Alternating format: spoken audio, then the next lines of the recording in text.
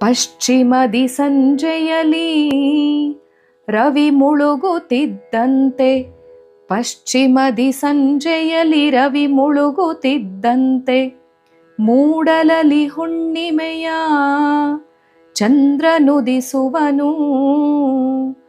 ತಿಂಗಳಿನ ಈ ನೋಟ ಯಾರು ತಂದರೋ ಇಲ್ಲಿ, ತಿಂಗಳಿನ ಈ ನೋಟ ಯಾರು ತಂದರೋ ಇಲ್ಲಿ, ಶಶಿಗೆ ಸಖ ಈ ಸೂರ್ಯ ಮುದ್ದು ರಾಮ, ಶಶಿಗೆ ಸಖ ಈ ಸೂರ್ಯ ಮುದ್ದು ರಾಮ.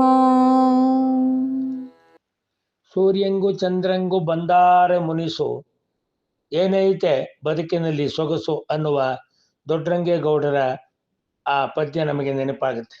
ಯಾವುದು? ಪಶ್ಚಿಮದಿ ಸಂಜೆಯಲ್ಲಿ ರವಿ ಮುಳುಗುತ್ತಿದ್ದಂತೆ, ಮೂಡಲಲ್ಲಿ ಹುಣ್ಣಿಮೆಯ ಚಂದ್ರ ನುದಿಸುವನು, ಶಶಿಗೆ ಸಖ ಈ ಸೂರ್ಯ ಮುದ್ದು ರಾಮ ಅಂತ.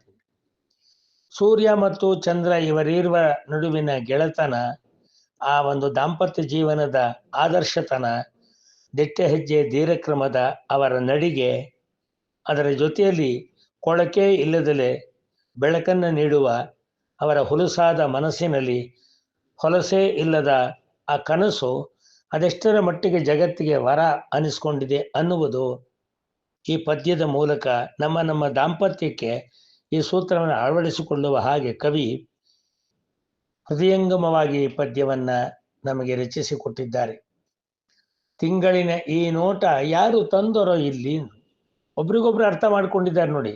ಸೂರ್ಯ ಬೆಳಗ್ಗೆ ಬೆಳಕನ್ನು ಕೊಟ್ಟು ಸಂಜೆ ಬಂದು ತಾನು ತನ್ನ ಕಾರ್ಯವನ್ನು ಮುಗಿಸಿ ತೆರಳುತ್ತಿದ್ದಂತೆ, ತಾನು ತನ್ನ ಕೈ ಹಿಡಿದ ಮಡದಿಯ ಮೂಲಕ ಸಾಯಂಕಾಲದ ತಂಪಿನ ಆ ಒಂದು ಬೆಳಕನ್ನ ಪೌರ್ಣಿಮೆಯ ರೂಪದಲ್ಲಿ ನಮ್ಮೆಲ್ಲರಿಗೂ ಕೂಡ ಹಿತಮಿತವಾಗುವ ಹಾಗೆ ಅನುಗ್ರಹಿಸಿ, ಆಕೆಯನ್ನು ಕೂಡ ಕರ್ತವ್ಯ ನಿಷ್ಠೆಯದ ಕಡೆಗೆ ಮುಖ ಮಾಡಿಸುವುದರ ಮೂಲಕ ದಾಂಪತ್ಯದಲ್ಲಿ ಒಬ್ಬರಿಗೊಬ್ಬರು ಜಗತ್ತಿಗೆ ಬೆಳಕಾಗಬೇಕೆ ಹೊರತು ಕೊಳಕಾಗಬಾರದು ಅನ್ನುವ ಸಂದೇಶ ಇಷ್ಟು ಸೊಗಸಾಗಿ ನೀಡಿದ್ದಾರೆಂದ ಮೇಲೆ ನಾವು ಹೇಗಿರಬೇಕು ಸಂಸಾರದಲ್ಲಿ ಮುಖಾಮುಖಿಯಾಗಿ ಅನ್ನುವುದನ್ನು ನೀವೇ ಯೋಚಿಸಿ.